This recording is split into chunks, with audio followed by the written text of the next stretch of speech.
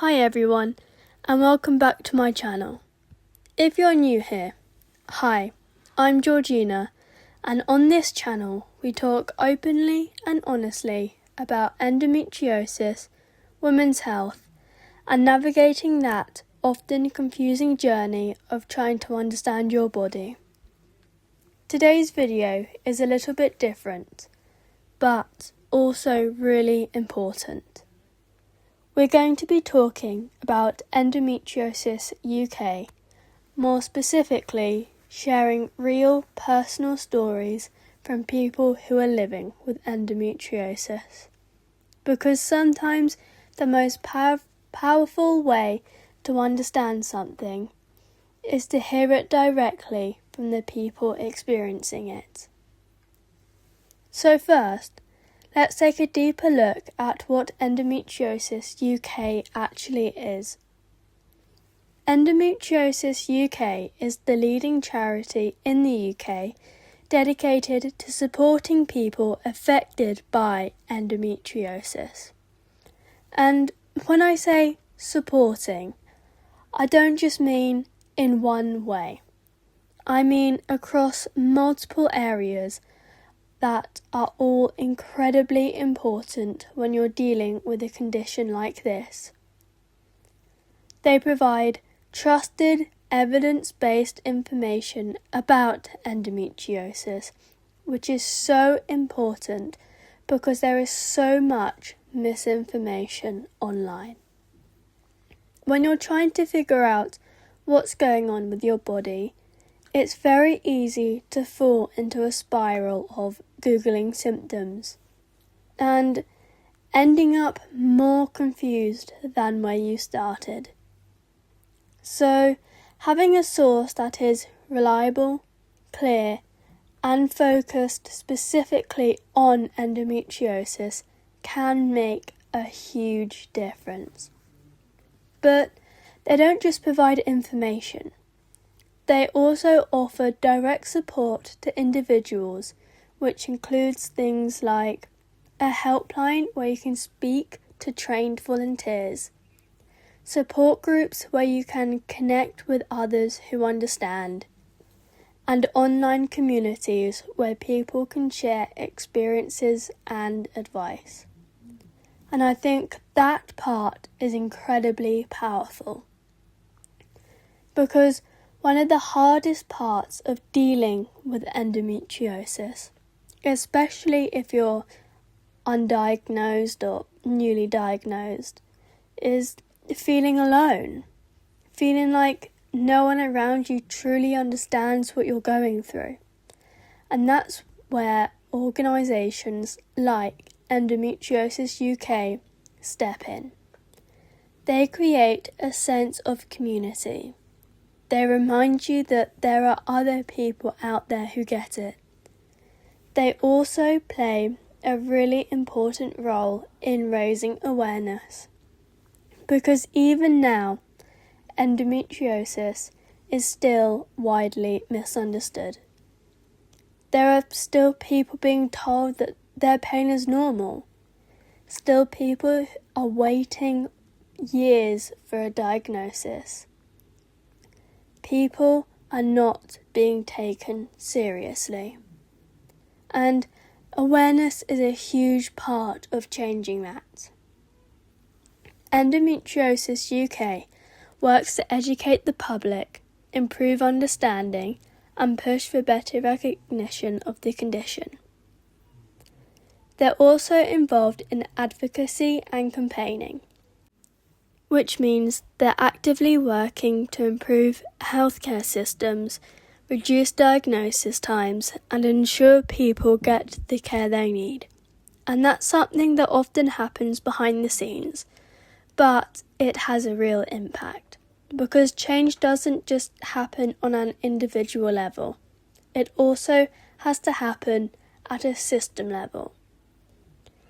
Another really important thing they do is provide resources for schools and workplaces, because awareness isn't just needed in medical settings, it's needed everywhere, in education, in jobs, in everyday life.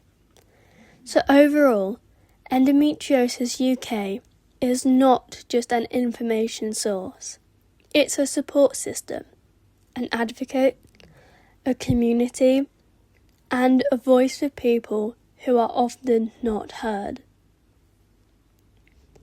So now I want to talk about why I specifically chose Endometriosis UK for this video. Because there are a lot of resources out there, but not all of them feel the same. The first reason is trust. When you're dealing with something like suspected endometriosis, like I am right now, you want to know that the information you're looking at is accurate. You don't want to second guess everything you're reading. And Endometriosis UK is widely recognised as a reliable source. That immediately makes it stand out. The second reason is the focus on real experiences, because information is important, but connection is just as important. You can read all the definitions and symptom lists in the world, but sometimes what really makes things click is hearing someone say, "This is what it felt like for me." And suddenly, you're not just reading about a condition, you're seeing yourself in someone else's story. And that can be really powerful. For me, personally, being in that stage of not having a diagnosis yet, reading those stories can be both emotional and reassuring, because you start to realise what you're experiencing isn't just in your head. The third reason is that it feels human. It doesn't feel cold or overly clinical. It feels like it's actually designed for the people going through it, and that matters. Because when you're already overwhelmed, the last thing you need is information that feels difficult to connect with. Another reason is that Endometriosis UK doesn't just highlight the condition, it highlights the journey, the delay in diagnosis, the emotional impact, the ups and downs. And I think that honesty is really important, because so often people only see the surface level. They don't see what it's actually like day to day. And finally, I chose Endometriosis UK because it aligns with what I want this channel to be. A space that is supportive, honest, and real. And sharing these stories felt like a meaningful way to reflect that. Now I'm going to share a few stories sourced from Endometriosis UK. This is Hallie's story. I first noticed my symptoms at 12 years old when I started my periods. I had always been excited to grow up and felt proud to start my period, but that excitement quickly turned into fear. From the very beginning, my periods were extremely painful. I would vomit constantly, feel faint, overheat even in winter, and experienced extreme bloating. The pain was so severe that I sometimes couldn't walk or stand without support. And as that time went on, I began passing out during flare-ups. I sought medical attention early, but I was repeatedly told it was normal period pain, and that I had a low pain tolerance, or that I was being dramatic. At just 12 years old, I was prescribed birth control to manage the pain, despite not being sexually active, and was told it would fix the problem. I stayed on birth control for 4 years, but the pain never improved. I simply learned to live with it.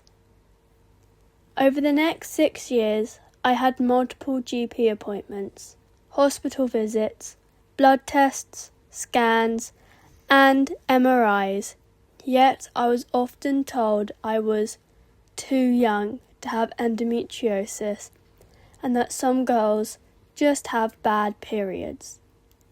Being dismissed for so long deeply affected my mental health and made me question my own body, leaving me wondering whether I was exaggerating or experiencing health anxiety.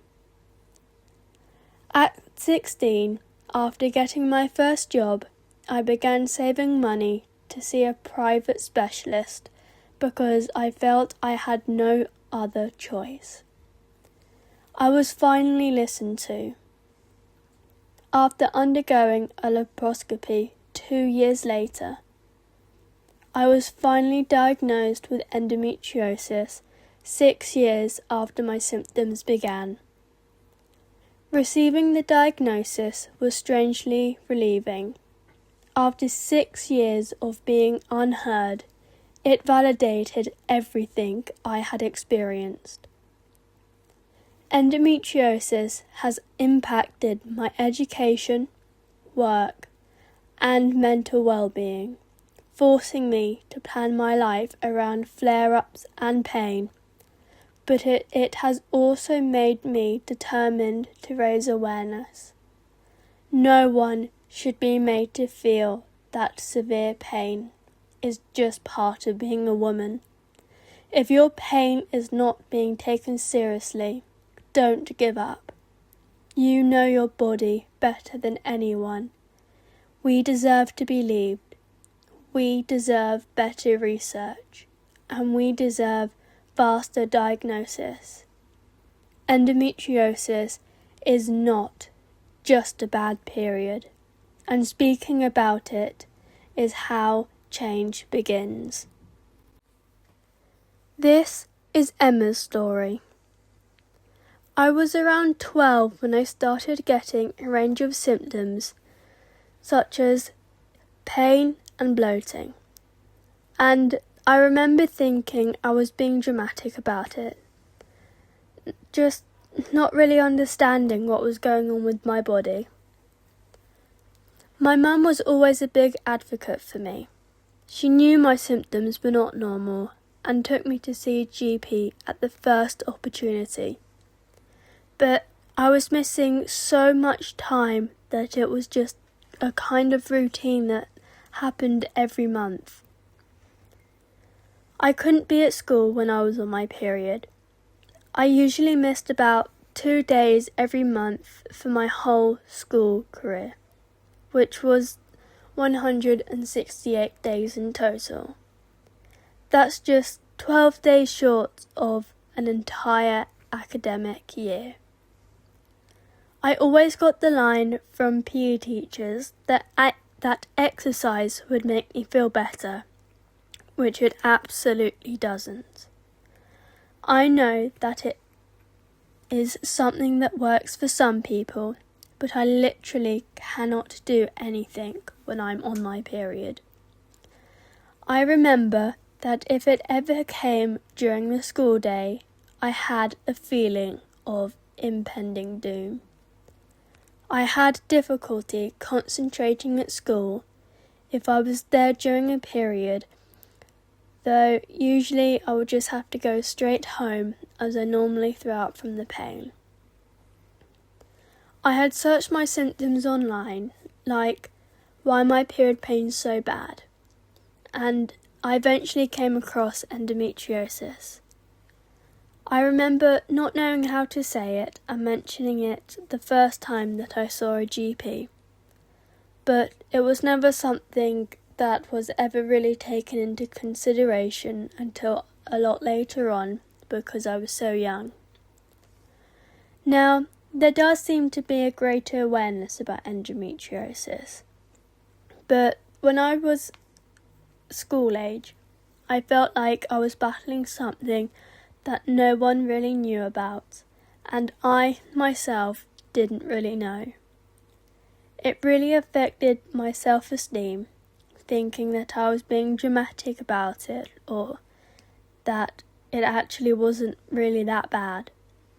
I was in so much pain, but there didn't seem to be anything anyone could really do about it. I think representation would have been really helped at school because I did not see anybody else my age going through the things I was going through at the time. So it was difficult to work out if endometriosis could be what was going on. It would have really helped to see or hear about other young people living with the condition. Now, it is getting a lot more exposure in the media and online. If I had to give a piece of advice to a 12-year-old me, it would be that you're not making it up, and that the pain is very much as bad as it feels. You do not need to keep gaslighting yourself. It's okay to lean on other people for help. This is Kate's story. I first started experiencing painful periods around the age of 14. The pain was so severe that most mornings I would have to crawl to the bath, desperate for any form of relief. I missed school days regularly and often had to carry a hot water bottle with me just to get through the day. I was put on the mini pill, but even then I experienced painful withdrawal bleeds. At such a young age, the frequent leaking and the unpredictability of my cycle was deeply embarrassing and isolating. As the years went on, new symptoms appeared, particularly problems with my bowels. Over time, I sought help from different specialists, but my concerns were often dismissed. Across 3 separate gynaecology appointments, I was told things like, "There's nothing wrong with you. Is it possible this is all just in your head? And it must be IBS." Each time I felt feeling unheard, disheartened, and still in pain. Now, at 27, my symptoms have escalated to the point where I have been admitted to hospital due to severe pain that even a combination of strong painkillers and muscle relaxant could not ease. I have recently undergone laparoscopic surgery where I was informed of severe stage 4 by my surgeon. I was told this has deeply infiltrated my bowel also. I'm now sitting in another waiting list to see if a bowel surgeon can do anything to save my bowel. Endometriosis has touched every part of my life. Day to day, I live with the uncertainty of when symptoms will strike, sometimes waking in agony or completely drained from fatigue. I've had to cancel plans at the last minute, avoid certain foods in case they trigger a flare-up, and adapt almost everything I do around managing pain. My mental health has taken a hit from years of being dismissed, and the unpredictability of symptoms can feel isolating. But I'm determined to speak openly, raise awareness, and push for better understanding and care for everyone living with endometriosis. My journey has been long, frustrating, and at times incredibly lonely. I came across Endometriosis UK fairly recently and have definitely found some relief in feeling I'm not alone. I hope to share my story in the hope that other people experiencing similar symptoms will feel less alone and to raise awareness of the urgent need for better understanding, diagnosis, and treatment of endometriosis. No one should have to spend years being dismissed before receiving the care they deserve. This is Leah's story. My experience with endometriosis started in my early teens when I became aware of symptoms that interfered with my everyday life, such as severe pelvic pain, heavy periods, and exhaustion. As the symptoms grew worse over time, I decided to get help from a doctor. However, because my suffering was frequently disregarded or misdiagnosed, the path to diagnosis was lengthy and difficult. I eventually received a diagnosis of endometriosis and adenomyosis, following a number of consultations and testing. Since then, I've had 3 cycles of chemically induced menopause, the longest of which lasted a year, and 2 laparoscopic procedures. I continue to experience persistent pelvic discomfort that has a major influence on my life in spite of these interventions. I have suffered greatly as a result of the condition. I've had to quit my job, quit university, and even return my car because I'm in too much agony to drive. On certain days, the agony is so severe that I've had to get around in a wheelchair. I'm waiting for a hysterectomy currently in the hopes that it would provide me some relief in return my life to normal. More often than I would like, I have to defend or explain my endometriosis to friends, family, doctors, and even to complete strangers. Since the condition is hidden from the outside, many people find it difficult to comprehend how serious it is. It can be stressful when friends and family believe I'm exaggerating the agony or that it's just bad periods. My interactions with medical professionals have been inconsistent throughout all of this. I've come across as sympathetic professionals who listened, offered support, and made me feel that I was not alone in my challenges, even though some of them were dismissive. While looking for assistance and information during one of my most difficult times, I came across Endometriosis UK. For me, their resources and sense of community have been invaluable. In addition to improving my understanding of my condition, their work has introduced me to others who are genuinely aware of both the mental and physical toll it takes. This is Lily's story.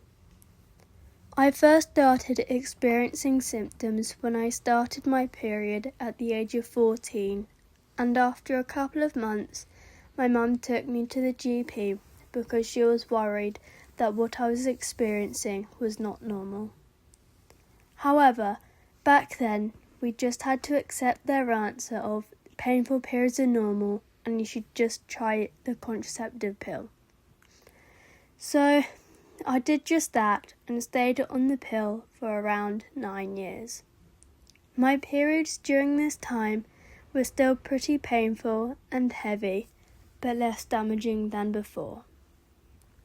I stopped taking the pill at 23 because I was struggling with my mental health, and that's when things became a lot worse.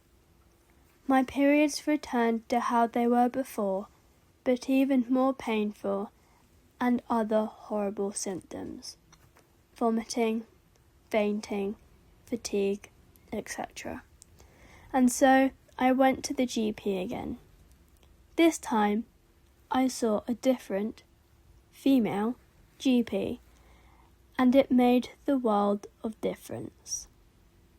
I described my symptoms. She immediately asked if I had ever considered it may be endometriosis. She explained that her mum has it, and everything I described sounded very familiar. So she sent a referral for ultrasounds and to see a gynaecologist. The ultrasound came back clear, and the gynaecologist I saw was unfortunately very dismissive and had little knowledge of endometriosis. So I was back to square one. At this point, my symptoms were worsening by the month, and in July 2023, I made the decision to pay for a private consultation with an endometriosis specialist. He listened and believed me and sent me straight for a pelvic MRI scan, which revealed clear signs of endometriosis. Although this news was upsetting, I have never felt so relieved, because I finally knew what I was not imagining it or being dramatic about the pain. My wonderful endometriosis specialist immediately set out a plan for my excision surgery on the NHS, which I unfortunately had to wait a long time for due to wait lists. I finally had my surgery in June 2024, where they found widespread endometriosis throughout my pelvis, as well as on my bowel and diaphragm, along with adenomyosis, as suspected from my MRI. I will never forget being wheeled out of recovery, seeing my mum for the first time and saying, "They found it," and watching her burst into tears of relief after watching me suffering for 11 years. I was surprised endometriosis was found in my diaphragm until the surgeon asked if I had any inductive symptoms, to which I responded that I have chest pains and shortness of breath on my period and ovulation, but was told that it's normal. She laughed with concern and said, "No, this is definitely not normal." I've never felt relief and validation to the extent I did on the day of my surgery, because I finally had answers to my pain and knew I wasn't imagining it all these years. Despite my current GP being extremely supportive and knowledgeable, and my specialist being so wonderful, I have had more than my fair share of negative experiences with medical practitioners when it comes to endometriosis. This is one of the many reasons I feel so strongly about raising awareness, ending the stigma, and advocating for more education and research on endometriosis. I don't want future generations to go through what I have, and we can change that with more funding and support. I heard about Endometriosis UK when my GP first suspected that I may have it, and she advised that I take a look at the website because there are some great resources on there. I used the Getting a Diagnosis questionnaire to take me to my first appointment with my specialist, and it provided very handy. I have also used the web chat feature when I have been really struggling, and the volunteer was very friendly and helpful. I am so lucky to have an amazing support network, including my beautiful mum, who comes with me to every single medical appointment, often speaking on my behalf when I'm struggling to talk through tears. However, I know this isn't the case for everyone, which is why it is so important to have Endometriosis UK to help provide this support where it's needed. This is Nicole's story. I have recently undergone surgery for suspected endometriosis in February and have finally been diagnosed after 5 years of fighting for answers. Endometriosis UK have been a big help for me before and after my surgery and diagnosis, as I follow their social media accounts which share so much information and offer support to those with endometriosis, suspected endometriosis, and people who know someone who has been diagnosed. They really go above and beyond to spread awareness and help make endometriosis become well known to as many people as possible. I had been going to the doctors from about the age of 19 with pains and common symptoms of endometriosis. My main symptoms were painful periods, lower back pain and aches, painful intercourse, bloated stomach, fatigue, and aches. I was constantly prescribed with antibiotics for urine infections, when most of the time it was never the case. I was told I have PID, which is pelvic inflammatory disease, at the beginning of my journey and was given tablets again. I've been fighting for so long and never had the right answers, as I was told I was too young to have anything serious. Only in 2021 did they start to take things more seriously, and I was later referred to a gynaecologist. After seeing my gynaecologist, I was given some tablets to try see if they would help with the symptoms I was having. This didn't work. When I went back, I was told I needed a cystoscopy, which I had in 2022, and was diagnosed with bladder pain syndrome, and given one course of tablets to take to help. I then left the hospital and had no follow-up at all. I called back in 2023 as I was suffering more with symptoms, especially pain during intercourse, and I went back to my gynaecologist, who said she will put me on a waiting list for a laparoscopy for suspected endometriosis. I then had my operation and diagnosis 3 weeks ago at the time of writing. My biggest implications through having endometriosis has been on my relationships, mental health, hobbies and activities, and education and work. I'm finding it so difficult to keep a relationship, which is having a huge impact on my mental health. I'm struggling to do what I love, which is to dance. I compete nationally, and it's currently preventing me from going to my classes and doing dance competitions.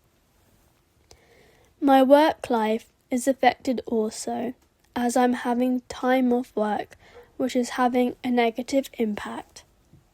My mental health is suffering too. I'm struggling to stay positive when I'm going through so much pain and stress. I'm in constant worry about my future, with no actual cure for endometriosis. The worry of infertility is huge, and it affects me every single day. We need support, funding, and I want to do whatever is required to get the help we need. I am just a 24-year-old wanting to live a standard life.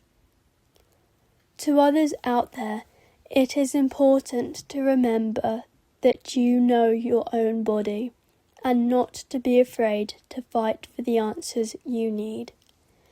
Whether you've been diagnosed with endometriosis, have suspected endometriosis, or know someone who has it, please reach out and get support if needed.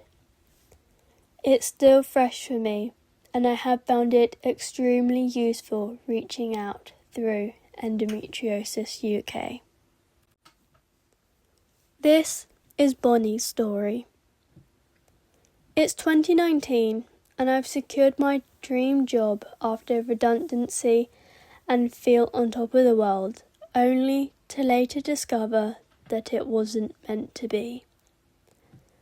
Fast forward 2 years and I found myself in the position of poor health and unemployment. Summer 2020 changed my life as I knew it. I was experiencing excruciating pelvic pain and was getting no support from my GP. I tried all the medication they would throw at me, hoping somehow it would make a difference.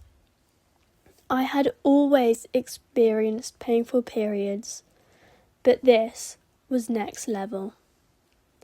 My poor health was impacting my job, having regularly long periods of time off work. This was disruptive to not only my employer, but also to my financial state and mental well-being. I was getting nowhere with my GP, and so in spring 2022, I paid for a private consultation with an endometriosis specialist after a nurse mentioned the condition to me during one of my many visits for tests. I didn't know what to expect, but the specialist read my notes and agreed that exploratory surgery was the best option.